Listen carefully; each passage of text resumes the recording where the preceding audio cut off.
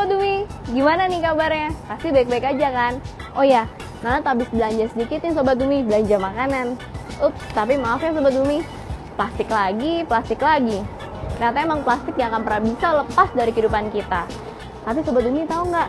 Ternyata nih, plastik konvensional seperti ini itu membutuhkan waktu ratusan bahkan sampai ribuan tahun untuk dapat terurai di alam. Bahaya banget kan buat lingkungan kita? Memang plastik gak akan pernah bisa lepas dari kehidupan kita. Tapi ada alternatifnya nggak ya?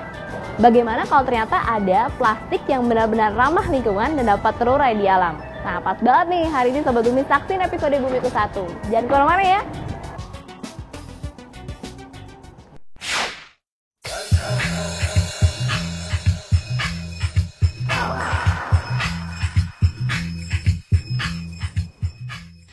Sobat Bumi, hidup di zaman serba canggih saat ini, kita nggak bisa menghindar dengan teknologi dan inovasi. Kedua hal ini memberi manfaat, yaitu segala sesuatu dapat menjadi lebih praktis dan lebih efisien. Plastik pun menjadi ikon atau penanda majunya zaman. Setuju? Di mana-mana ada plastik untuk kemasan, produk rumah tangga, bahkan sampai berbelanja. Ada perubahan kebiasaan nih Sobat Bumi, sadar nggak?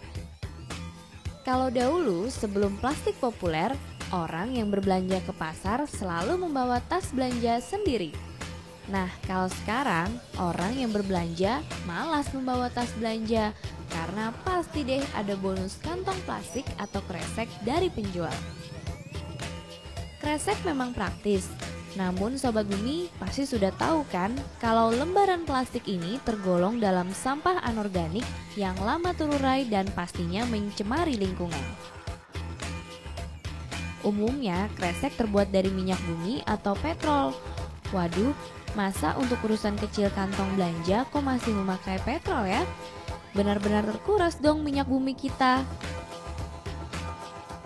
Lembaran kresek yang kita pakai dari hari ke hari lama-lama menumpuk dan menjadi sampah. Data yang pernah diteliti oleh Greeneration Indonesia, 700 sampah kantong plastik dihasilkan setiap orang dalam setahun. Gak main-main kan Sobat Bumi banyaknya? Plastik sangat dibutuhkan, namun juga masalah yang harus dicari solusinya. Berbagai solusi sudah banyak juga.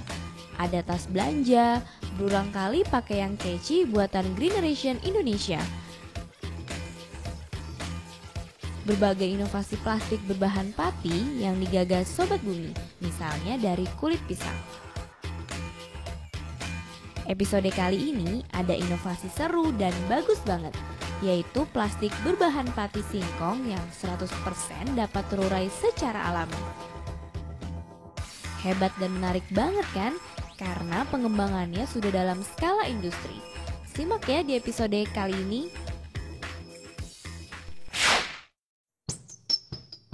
Sobat Bumi, nih Sobat Bumi, Nadia ada contoh dari plastik Enviplasnya. Kalau dilihat memang bentuknya beda banget sama plastik konvensional. Dia teksturnya lebih lunak Sobat Bumi. Dan lebih jelasnya lagi Sobat Bumi, di plastik ini ada keterangannya loh, bahwa plastik ini terbuat dari pati tapioka dan dia juga bisa terurai dengan bantuan mikro dan makroorganisme serta mudah hancur nih Sobat Bumi di air yang panas. Nah, Enviplas ini juga menghasilkan karbon dioksida dan air serta dia juga bisa larut Sobat Bumi di air yang panas. Dan aman juga loh untuk biota-biota air seperti ikan, siput. Jadi kalau makannya tenang aja Sobat Bumi, aman. Dan yang lebih pentingnya lagi, oke banget buat tanah karena bisa menghasilkan kompos. Nah, untuk tahu lebih lengkap lagi nih, kita bakal ngobrol sama produsen dari Enviplas yaitu Bapak Herman Mulyana dari PT Interaneka Lestari Kimia. Saksiin ya.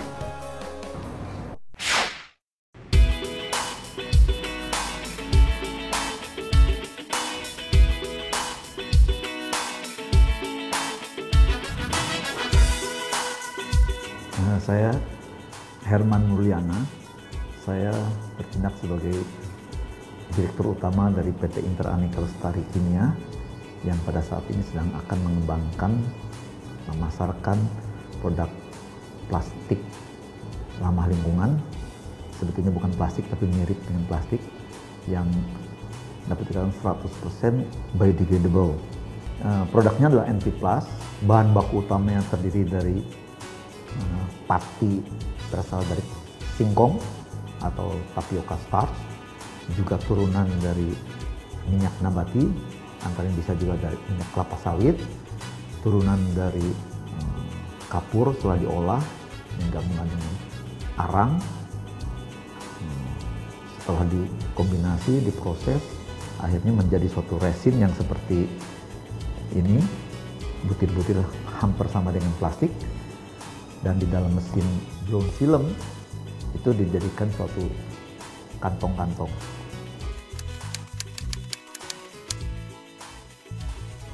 Sebenarnya ini kaitan dengan idealisme juga. Sejak lama saya sering baca di koran atau di laporan majalah bahwa minyak bumi ini dalam waktu dekat akan segera habis. Yang mungkin dekat dalam 20 tahun atau 30 tahun itu pasti akan habis. Sedangkan dunia ini masih panjang. Kalau semuanya pada saat minyak bumi habis, kira-kira apa yang akan terjadi? Salah satu NP+ adalah dia lebih hidrofilik. Dia density-nya lebih tinggi dari 1,2, antara 1,25 kurang lebih, dan dia akan tenggelam di dalam air, dan pada saat kena air dia akan melunak, dan pada saat melunak dengan mudah akan dikonsumsi oleh binatang-binatang air. Di alam dia akan terpecah apakah oleh bakteri ataupun dikonsumsi oleh binatang-binatang darat kecil, antara lain seperti serangga atau cacing dan sebagainya. Saya melihat perkembangan di dunia ini pada saat ini sudah banyak negara yang sudah sadar bahwa kantong plastik itu menjadi masalah yang sangat besar, terutama terhadap lingkungan, karena memang membutuhkan waktu yang sangat lama untuk pecah.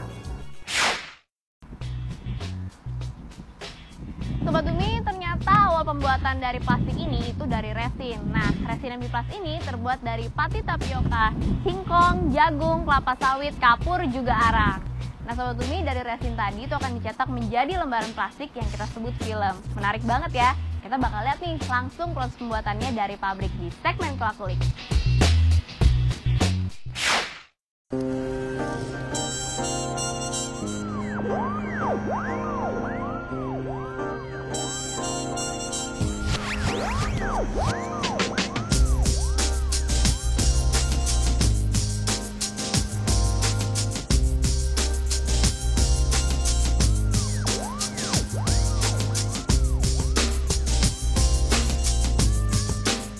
Sekarang kita sedang berada di pabrik pembuatan kantong NP+.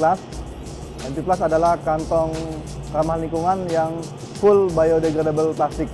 Ini adalah mesin pemrosesan biji NP+ yang terbuat dari tepung tapioka base-nya. Mesinnya relatif secara fisik hampir sama dengan mesin plastik konvensional, tapi ada bagian-bagian tertentu seperti skru dan die-nya itu perlu modifikasi sedikit. Proses pembuatan kantong NP+ yang ada di depan saya ini adalah hopper, tempat memasukkan resin atau biji NP+ untuk diproses lebih lanjut sebagai kantong atau sebagai film. Di sini mesin pemrosesan NP+, setelah tahap biji NP+ itu masuk lewat hopper, kita akan lihat tahap selanjutnya adalah biji NP+ itu akan melewati barel atau skru. Biji NP+ itu akan dipanaskan dengan temperatur 140 sampai dengan 180 Celcius. Dipanaskan sama dengan memproses biji plastik konvensional. Setelah dipanaskan, biji NP+ itu akan dikeluarkan lewat die blow film. Dengan rasio tertentu, biji NP+ itu akan dibuat film atau kantong, kemudian melewati take up roll untuk dibuat lembaran NP+. Kemudian di bagian ini bagian ini adalah proses untuk mencetak atau printing kantong NP Plus itu. Jadi di sini kalau ada kita mau kasih label atau mau kasih tulisan di kantong NP Plus itu, kita bisa letakkan tulisan itu di dua sisi, sisi depan dan sisi belakang. Nah ini seperti terlihat di gambar, ini tulisannya NP Plus, ada logonya. Hasil pencetakan ini selanjutnya akan di-collect ya, dijadikan satu roll seperti ini. Pada saat rollnya sudah banyak, sudah penuh, nanti roll itu akan diambil dan digantikan sama roll yang baru.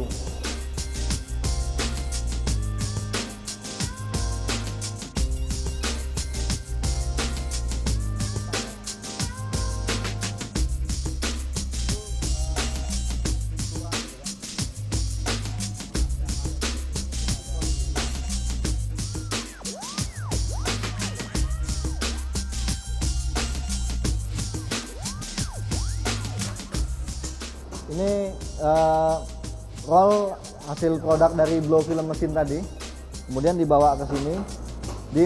Di mesin ini disebut mesin backmaking ya, backmaking mesin ya. Fungsinya adalah mencetak kantong.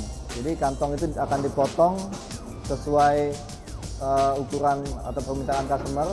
Kemudian di sini juga di mesin ini akan dilakukan proses sealing. Jadi kantong itu akan di-seal di bagian bawahnya, kemudian akan dipotong sesuai dengan size yang diinginkan.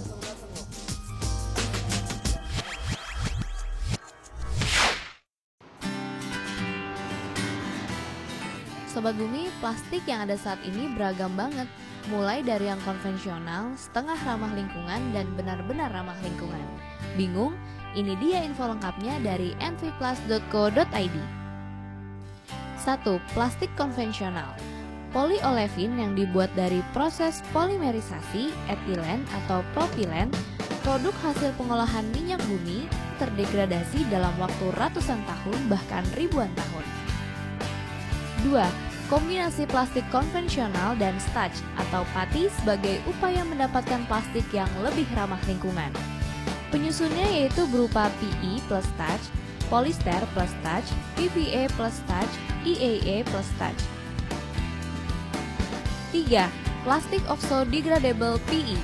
Pembuatannya dilakukan dengan cara menambahkan kepada plastik konvensional atau polyetilen sebanyak 1-3% aditif prodegradan yang akan mempercepat proses oksidasi polimer dengan pengaruh utama panas dan sinar ultraviolet. Aditif oksodegradan ini hanya memicu pemecahan lembaran plastik secara fisik setelah kontak dengan air dan sinar matahari menjadi partikel-partikel kecil yang bisa dimakan oleh mikroorganisme. Plastik ini tidak akan pernah terdekomposisi oleh mikroorganisme. Oleh karena itu, lebih tepat bila proses ini disebut disintegration daripada biodegradation. 4. Plastik yang paling ramah lingkungan adalah plastik alternatif yang disebut biodegradable. Dibuat dari material yang sebagian besar bersumber alami yang tidak terputus persediaannya dan dapat dengan mudah terdegradasi secara alami. Sobat Bumi, kalau NV Plus masuk dalam kategori yang terakhir. Bahan utamanya dari pati tapioka singkong. Lebih ramah lingkungan jika dibanding pati tanaman pangan lainnya yaitu kentang dan jagung yang juga populer untuk bahan plastik. Singkong untuk penanamannya tidak membutuhkan perlakuan khusus. Cukup tanam batangnya, lalu setelah 3 bulan dapat dipanen. Nggak perlu dipupuk, pestisida, dan perlakuan khusus lainnya. Hal ini beda banget dengan kentang dan jagung yang butuh banyak pupuk, pestisida, dan perlakuan khusus. Plus, jagung dan kentang termasuk pangan populer dan permintaannya mendominasi. Sudah lengkap infonya dan sudah tahu kan plastik yang benar-benar ramah lingkungan. Bijak pakai plastik ya Sobat Bumi.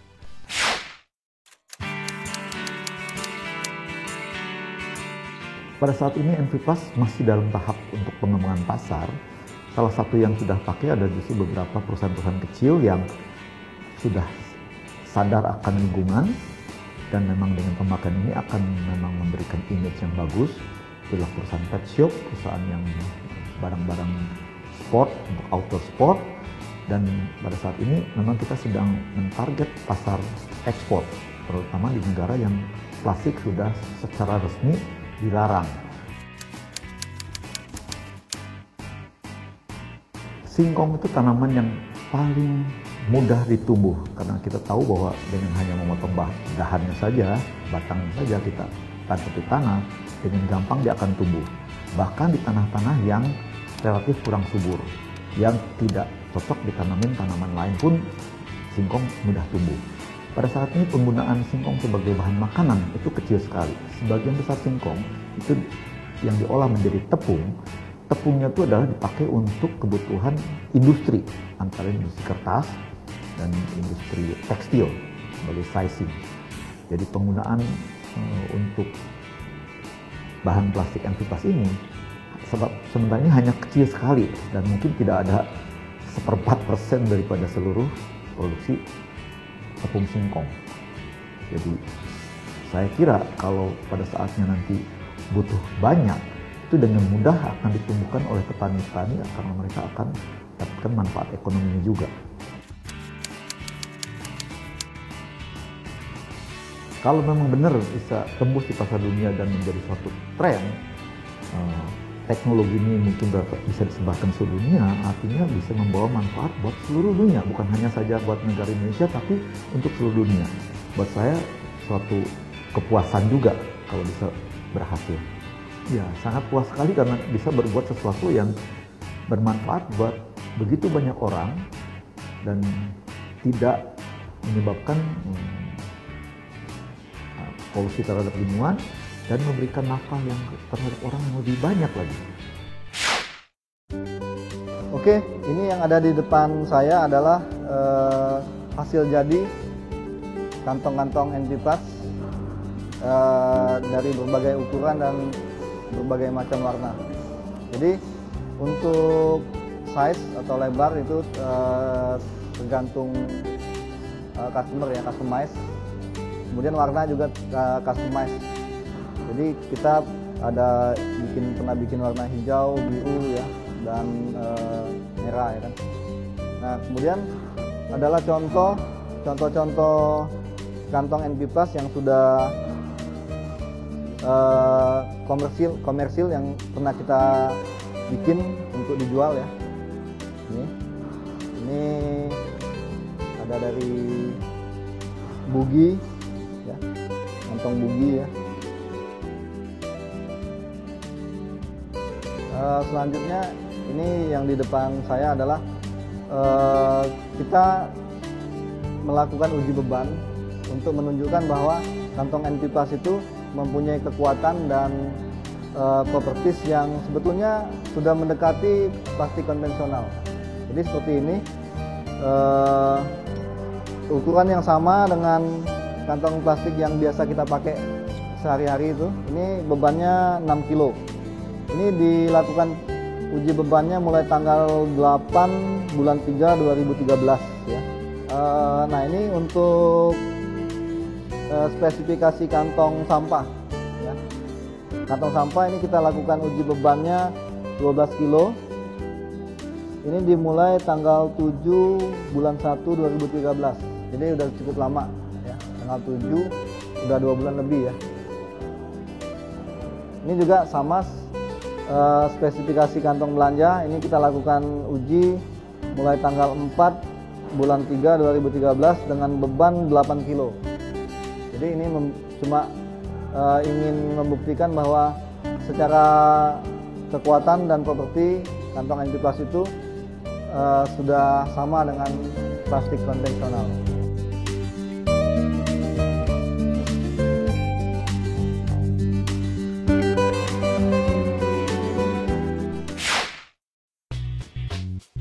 Sobat Umi, ternyata selain jagung, singkong, dan kelapa sawit, ada nih bahan alami lain yang dapat dibuat menjadi plastik alternatif.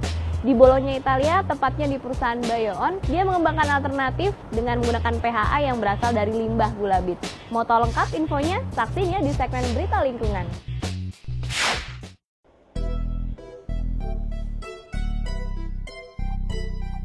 Sobat Bumi, Italia, satu negara di Eropa ternyata tak luput juga dari permasalahan plastik. Gaya hidup urban yang diusung masyarakat negara ini menghasilkan gunungan limbah plastik yang tidak dapat terurai dan tentu saja mencemari lingkungan ekosistem sungai serta laut. Menurut data dari Organisasi Daur Ulang Plastik Nasional Italia atau Corepla, dalam setahun negeri ini menghasilkan 657.000 ton sampah plastik kemasan. Jumlah sampah plastik ini cukup untuk mengisi 5 kolosium dan beratnya setara dengan 66 kali menara Eiffel. Ilmuwan dari perusahaan BioOn di Bologna, Italia, telah mengembangkan alternatif bahan plastik alami yang dapat terurai atau populer dengan sebutan bioplastik. Bahan dasar alaminya disebut polyhydroxyalkanoat atau PHA. PHA yang dikembangkan berasal dari limbah gula bit. Berbeda dengan PHA yang dikembangkan pada umumnya berbahan pangan yaitu berbahan kentang dan gandum. PHA limbah gula bit ini terbuat dari fermentasi singkat bakteria yang memakan molase atau sejenis sirup gula bit. Bioplastik ini dapat terurai dan larut dalam cairan yang mengandung bakteri, seperti laut dan sungai, namun tidak dapat larut dalam air hujan dan air minum yang tidak mengandung bakteri. Waktu yang dibutuhkan bioplastik ini untuk larut dalam sungai atau laut yaitu setelah 2 bulan dan tidak meninggalkan residu. Bioplastik berbahan limbah gula bit ini sesuai dapat digunakan untuk botol air kemasan dan beberapa plastik yang selama ini berbahan petrol namun tidak terkena paparan air sungai atau laut. Sobat Bumi, terinspirasi untuk buat inovasi plastik yang benar-benar ramah lingkungan. Ayo dong wujudkan!